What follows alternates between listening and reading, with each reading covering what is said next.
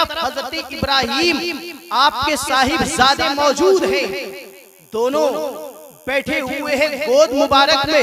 میرے پیارے آقا صلی اللہ تعالی علیہ وسلم محبت فرماتے ہیں دونوں سے۔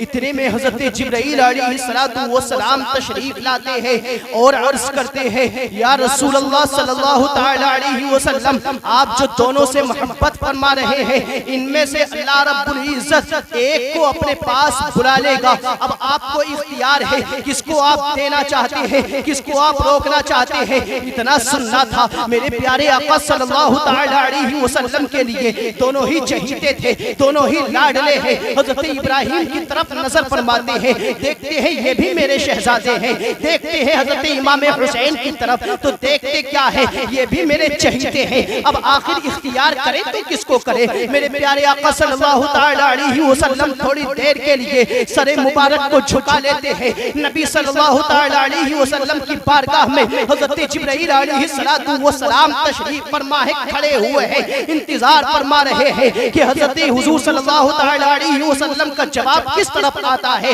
میرے پیارے آقا صلی اللہ تعالی علیہ وسلم نے سمجھا تھا کہ اگر حضرت ابراہیم رضی اللہ تعالی عنہ کو اگر میں نے اختیار کر لیا ہے، حضرت امام حسین کو اس وقت میں دے دیا ہے، تو حضرت امام حسین کا صدمہ حضرت فاطمہ الزہرا جو میری لخت نظر ہے، جو میری نور نظر ہے، جو میرے لخت جگر ہے، جو میرے جسم کا ٹکڑا ہے، ان کو بھی صدمہ ہوگا۔ حضرت مولا علی رضی اللہ تعالی عنہ جو حضرت امام حسین کے باپ ہے، ان کو بھی صدمہ ہوگا، اور مجھے خود کو صدمہ ہوگا، مجھے خود غم ہوگا۔ لیکن حضرت ابراہیم ایک طرف دیکھتے ہیں، حضرت ابراہیم کو دیکھتے ہیں تو آپ نے ارشاد فرمایا تھا حضرت ابراہیم گویا کہ میرے شہزادے ہیں، غم ہوگا تو مجھے ہی ہوگا۔ چنانچہ حضرت ابراہیم کو حضرت امام حسین پر قربان کر دیا ہے۔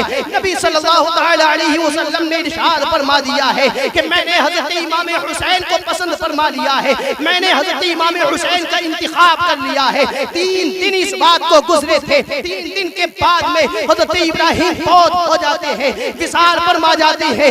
جب حضرت امام حسین نبی کی بارگاہ میں آتے ہیں، صحابہ کرام موجود ہیں، میرے پیارے آقا صلی اللہ تعالی علیہ وسلم ارشاد فرماتے ہیں اے میرے صحابہ سنو، حضرت امام حسین کی طرف دیکھ لو، حضرت امام حسین کی طرف نظر کر لو، یہ حضرت امام حسین وہ ہے جن سے میں محبت کرتا ہوں، یہ حضرت امام حسین وہ ہے کہ جن پر میں نے اپنے بیٹے کو قربان کر دیا ہے، یہی حضرت امام حسین رضی اللہ تعالی عنہ ہے کہ میدان کرب و بلا میں اس طرح سے بدلہ چکاتے ہیں کہ نبی صلی اللہ تعالی علیہ وسلم کے نواسے ہیں۔ کرب و بلا کے میدان میں تپتی ہوئی ریت پر جب حضرت امام حسین تشریف فرما تھے، اس وقت میں حضرت امام حسین رضی اللہ تعالی عنہ نے لوگوں کو پیغام دیا تھا اے لوگوں سن لو، میں حضرت امام حسین ہوں، نبی صلی اللہ تعالی علیہ وسلم نے اپنے بیٹے کو مجھ پر قربان کر دیا تھا، اور میں نے اپنے نبی کے دین کو بچانے کے لیے اپنی اولاد کو یہاں تک کہ اپنی جان کو قربان کر دیا۔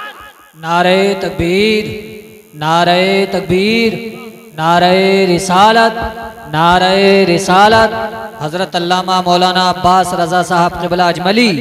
نعرہ تکبیر، نعرہ رسالت، نعرہ تکبیر، نعرہ رسالت، حضرت علامہ مولانا عباس رضا صاحب قبلہ اجملی۔ نعرہ تکبیر، نعرہ رسالت، سبحان اللہ سبحان اللہ۔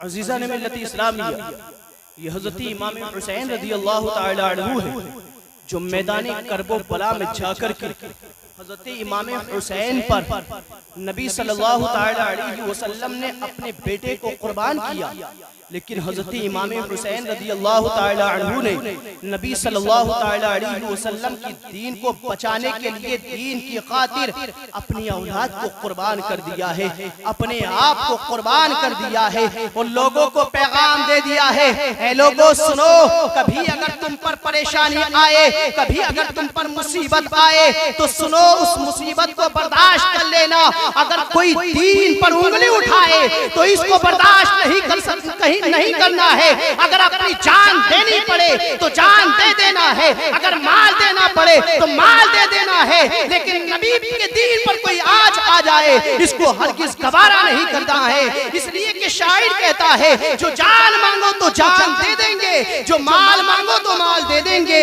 مگر یہ ہم سے نہ ہو سکے گا کہ نبی کا جاہو جلال دے دیں گے۔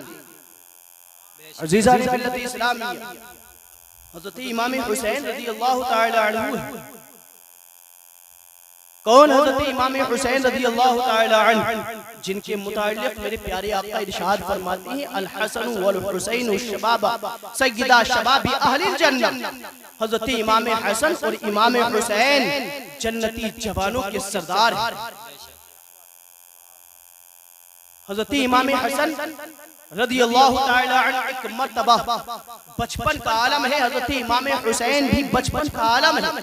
حضرت امام حسن اور امام حسین کے والد محترم حضرت مولا علی رضی اللہ تعالی عنہ غزوے میں تشریف لے گئے ہیں۔ حضرت امام حسین اور امام حسن دونوں بھائی کھیلنے کے لیے تشریف لے گئے، باہر نکل جاتے ہیں، لیکن کھیلنے کا انداز الگ ہے۔ بچوں کے ساتھ کھیل رہے ہیں، تبلیغ کر رہے ہیں، ان کو تربیت کر رہے ہیں، علم کے بارے میں بتا رہے ہیں۔ اے بچوں علم دین سیکھو، اے بچوں قرآن پاک کو سیکھو، قرآن پاک پر عمل کرو، نماز کو سیکھو، فرائض نماز کیا ہے اس کو سیکھو، وضو کے فرائض کیا ہے اس کو سیکھو۔ حضرت امام حسن امام حسین بتا رہے ہیں۔ چنانچہ حضرت امام حسن رضی اللہ تعالی عنہ گھر پر تشریف لاتے ہیں، حضرت امام حسین باہر تشریف لے جاتے ہیں، یہاں تک کہ آپ جنگل میں تشریف لے جاتے ہیں۔ ظہر کا وقت ہو جاتا ہے، حضرت امام حسن گھر پر موجود ہے، حضرت امام حسین کا پتہ نہیں ہے۔ حضرت فاطمہ الزہرا رضی اللہ تعالی عنہا نے دیکھا تھا حضرت امام حسن موجود ہے، امام حسین موجود نہیں ہے، معلوم کیا تھا بیٹا حضرت امام حسین کہاں ہے۔ حضرت امام حسن نے عرض کیا تھا امی جان مجھے معلوم نہیں ہے۔ عصر کا وقت ہو جاتا ہے، حضرت فاطمہ الزہرا رضی اللہ تعالی عنہا نبی کریم صلی اللہ تعالی علیہ وسلم کے دروازے مبارک پر جاتی ہے، اور جانے کے بعد دیکھتی ہے کہ کوئی آدمی موجود نہیں ہے جس سے حضرت امام حسین کو بلا لیا جائے۔ حضرت امام حسین رضی اللہ تعالی عنہ موجود نہیں ہے۔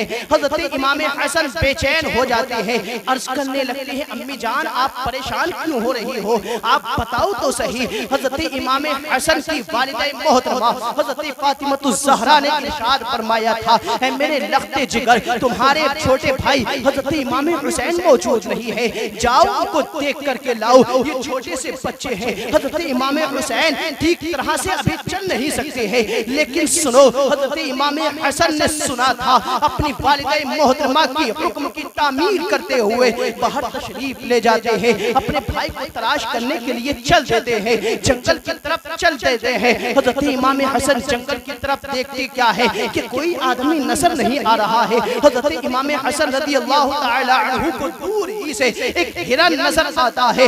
آپ نے شوق محبت میں جوش محبت میں اس ہرن کو آواز دیا ہے اے ہرن ادھر تو آؤ، بتاؤ میرے بھائی حضرت امام حسین کہاں پر موجود ہے۔ حضرت امام حسن کی بات سن کر کے وہ ہرن کی بارگاہ میں عرض کرتی ہے اے پروردگار عالم یہ تیرے نبی کے یہ تیرے محبوب کے نواسے ہیں، حضرت فاطمہ الزہرا کے لخت جگر ہے، حضرت فاطمہ الزہرا کے نور نظر ہے، حضرت مولا علی کے شہزادے ہیں، یہ پریشان نظر آ رہے ہیں۔ اے پروردگار عالم مجھے قوت کوئی عطا فرما، اے پروردگار عالم مجھے انسانی بولی عطا فرما دے تاکہ میں حضرت امام حسن کو بتا سکوں۔ چنانچہ رب کی بارگاہ میں ہرن کی دعا قبول ہوتی ہے، اللہ نے قوت کوئی عطا فرما دی ہے۔ حضرت امام حسن رضی اللہ تعالی عنہ کی بارگاہ میں عرض کرنے لگتی ہے اے حضور سنو آپ کے جو بھائی ہے وہ صالح یہودی کے مکان پر ہے، اس صالح یہودی نے آپ کے بھائی کو ایک کمرے میں چھپا کر کے رکھا ہے۔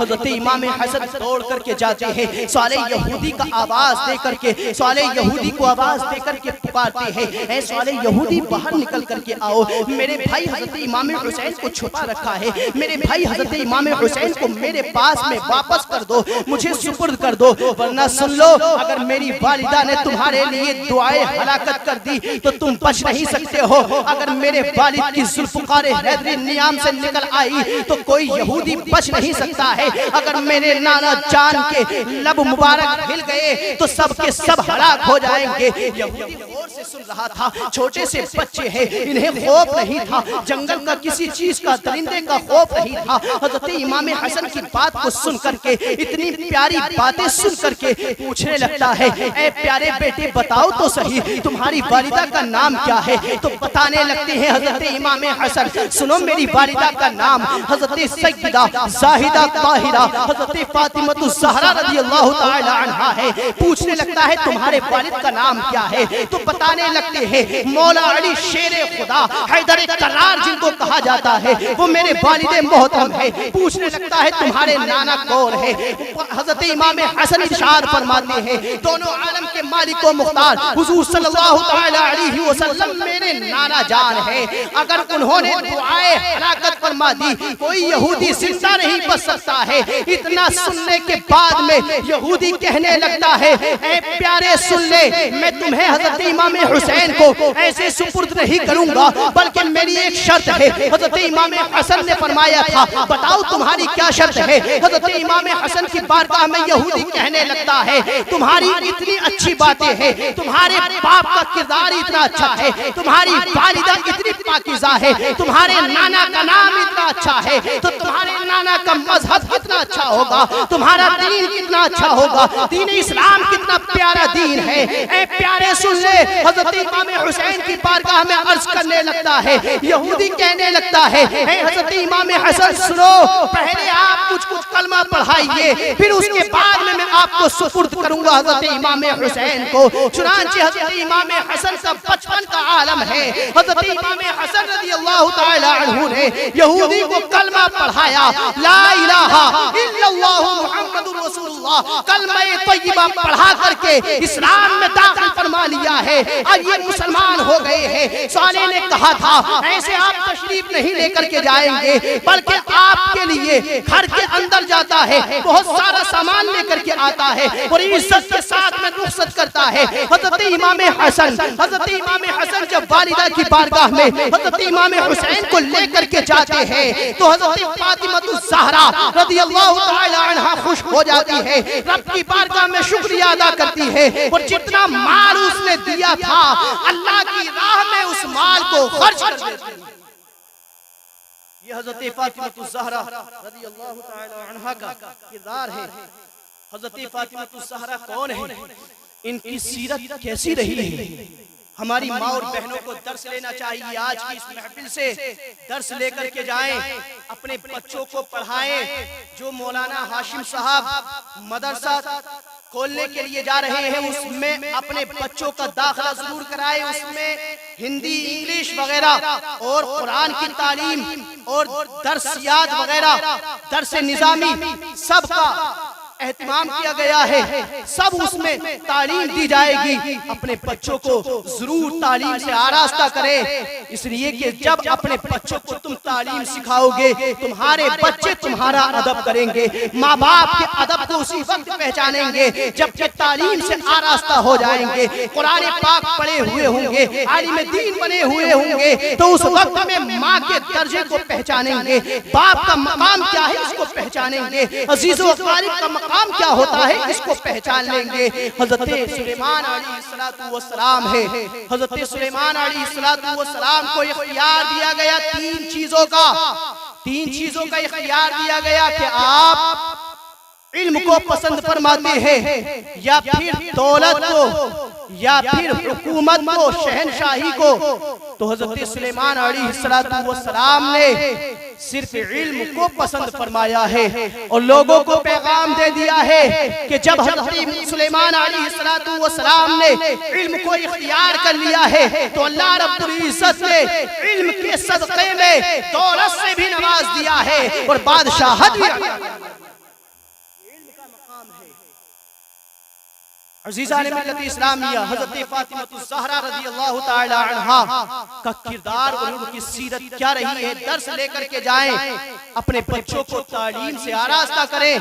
حضرت فاطمہ الزہرا رضی اللہ تعالی عنہا آقا کریم صلی اللہ تعالی علیہ وسلم کی بارگاہ میں قریش کی عورتیں آتی ہیں، آنے کے بعد عرض کرتی ہیں ہمارے یہاں پر بیٹے کی شادی ہے، اگر آپ اپنی شہزادی کو، اپنی لخت جگر نور نظر حضرت فاطمہ الزہرا کو ہمارے یہاں پر شادی میں بھیج دو گی، ہمارے یہاں شادی میں آپ اگر بھیج دو گے تو اس وقت ہماری شادی میں 4 چاند لگ جائیں گے، ہماری عزت میں اضافہ ہو جائے گا، ہماری تعظیم کی جائے گی۔ میرے پیارے آقا نے جب زیادہ ان لوگوں نے اصرار کیا، ان عورتوں نے اصرار کیا، حضور نے ارشاد فرمایا، وعدہ فرما لیا کہ اس وقت میں آپ تشریف لے جاؤ، حضرت فاطمہ الزہرا وقت معینہ پر تشریف لے آئیں گی۔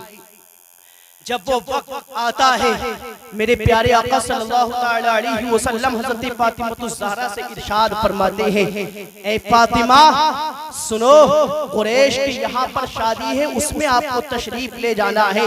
حضرت فاطمہ الزہرا عرض کرتی ہے، یا رسول اللہ میرے پاس میں پہمد لگی ہوئی چادر ہے، اس کے علاوہ کوئی لباس نہیں ہے۔ قریش کی عورتیں اچھا اچھا لباس پہن کر کے، عمدہ عمدہ زیورات پہن کر کے فخر کریں گی، یہ ان عورتوں کے لیے درس ہے۔ حضرت فاطمہ الزہرا رضی اللہ تعالی عنہا کی زندگی سے درس لیا جائے۔ جو عورتیں، جو لڑکیاں اپنے آپ میں بن صبر کر کے سوچتی ہے کہ ہم سے اچھا کوئی اور نہیں ہو سکتا ہے، حضرت فاطمہ الزہرا کے کردار کو جس نے اپنا لیا ہے، قسم خدا کی دنیا میں اس سے بڑھ کر کے کوئی نہیں ہو سکتا ہے۔ حضرت فاطمہ الزہرا نے لوگوں کو، عورتوں کو درس دیا ہے۔ میرے پیارے آقا ارشاد فرماتے ہیں، حضرت جبرائیل علیہ السلام تشریف لے آئے اور ارشاد عرض کرتے ہیں، یا رسول اللہ حضرت فاطمہ الزہرا ضرور تشریف لے جائے، اس لیے کہ چند عورتیں ان کے ہاتھ پر مشرف با اسلام ہوں گی۔ چنانچہ حضرت فاطمہ الزہرا